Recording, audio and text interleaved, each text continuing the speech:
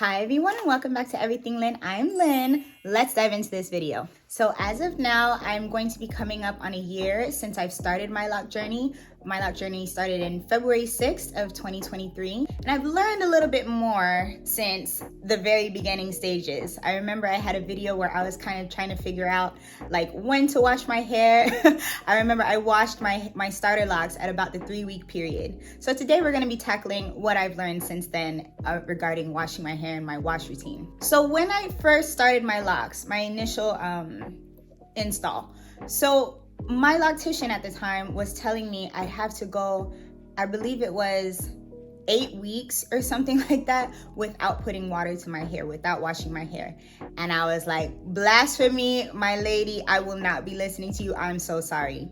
I did the research myself, and maybe it was confirmation bias, but a lot more research, like a lot more people were writing that it is way more beneficial to wash your hair sooner than later and to wash your hair more often than what I was hearing. If you guys go back through my earlier videos, you'll see like my locks really started forming a lot sooner than later if I didn't put water to my hair, if I didn't wash my hair. And that's because water has a natural effect on our hair to cause a tangling, like a tightening and loosening process in our hair. It has a tangling effect, which is the desired effect if you're wanting locks. I had heard so many things, I'd read so many things, and it was like, so what's the truth? The thing closest to the truth that I have found is you should absolutely do what you think is best for your locks and for the health of your scalp. But within the realms of you're not waiting to wash your hair longer than a month, and no less than within a week. Generally, what I find, and from what I've researched, you don't want to stretch your hair past the bounds of a month for washing it. The most important reasons being is because the scalp needs cleansing and stimulation. If you find yourself using product throughout the month, if you live an active lifestyle, you're gonna want to cleanse away all the buildup and all the product that happens from that. There are people who develop dandruff, who develop flaking, like just crust. And so you don't want to keep applying product, as the weeks go on up to that month, because you're just overlaying on top of that. And the chances of like the dandruff and the dirt and the crud getting stuck like within the lock itself, the chances of that are much higher. And that's how you'll wind up with all these like little white patches of buildup that are visible if you're not like keeping a regimen of washing your hair and keeping your hair and scalp clean. Also, with the buildup and the dirt and the dust, locks hold smell, right? So it's much better for you in the long run if you are having a more consistent washing routine. Also, my locks especially, like they tend to get really dry pretty fast. So if I weren't washing my hair once a week, I wouldn't have helped in, I wouldn't have aided in the moisturization that it needs.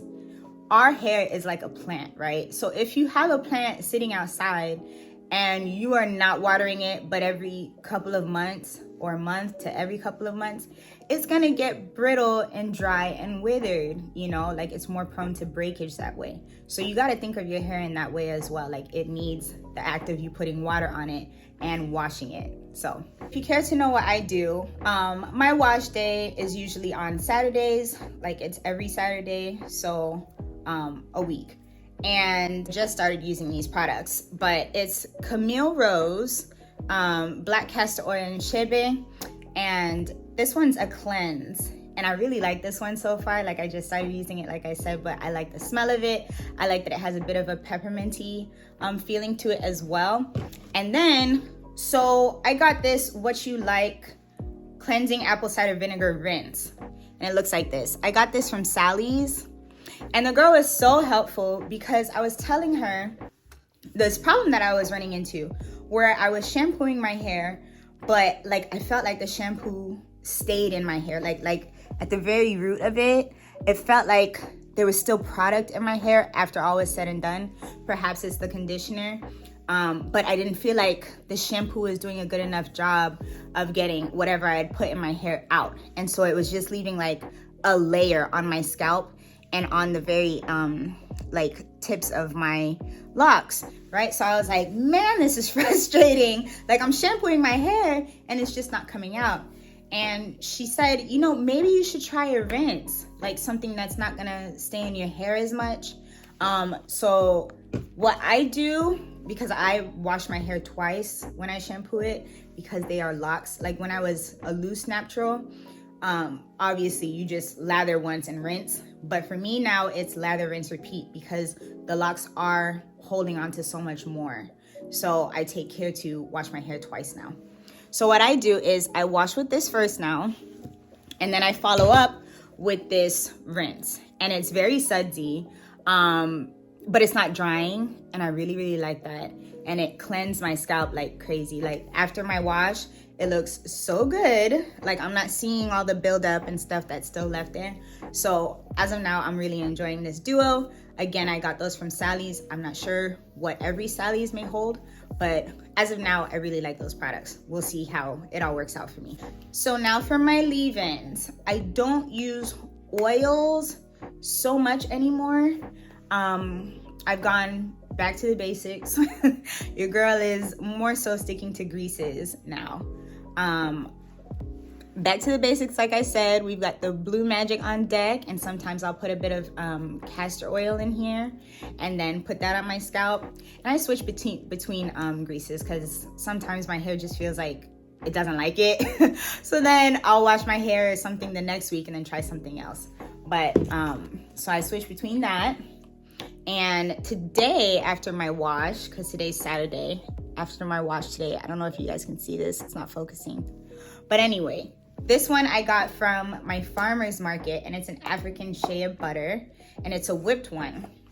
So it's pretty thick at first, but once you get to like putting it to heat, it like dissolves. So it's not staying like as thick as it was. So I put that on my scalp today, and then applied heat to my hair underneath my hooded dryer that I have at home. So I did that one today. And your girl is susceptible to influencing on TikTok, unfortunately. I keep seeing this, and I was like, well, I've been hearing so much about chebe. I don't know if I'm saying it correctly, but the chebe herb, I guess, from, I think a lot of it's influences from Africa or something like that. But it's supposed to have all these like growth properties and like really good health properties for your hair. So I was like, okay. Your girl has been influenced, and it's called Madani Naturals. Maybe some of you guys have seen it on your For You page. This isn't sponsored or anything like that. I'm just letting you guys know what I'm trying right now. But it's a chebe hair grease. And the ingredients are chebe powder, karkar oil, Ayurvedic herbs, rosemary oil, nigella sativa oil, peppermint oil, lim oil, coconut oil, and I'm gonna say this so wrong. It looks like an Indian oil. It starts with the letter B.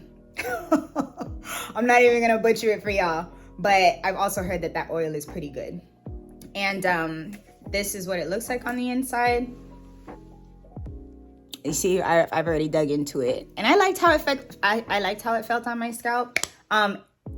Contrary to popular belief, like people would have thought that this would be a very gritty one, but it's not. Like it's not because of the chebe, but it's not at all. Like it's practically like the Blue Magic grease. It's not a gritty one. Maybe like very, very fine, but I don't suspect that you'd feel that on your scalp as much. So I don't know if even the fine grittiness of it would add any buildup to your scalp.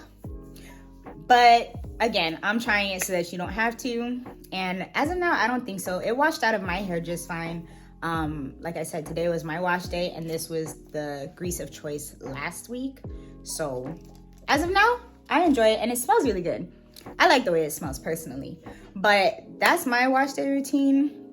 And that is what I would recommend for you guys, like as far as when to wash your hair, how often to wash your hair, because I see that pop up quite often, you know, like us getting newly locked, like you're susceptible to all types of information.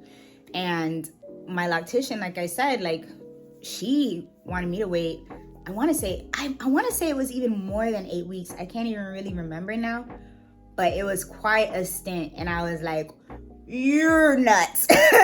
Oofu, because there's no way that I'm going that long without washing my hair. Like, your scalp just needs the water. It needs the act of you like washing it. So from what I've researched, the recommended time again is within a week.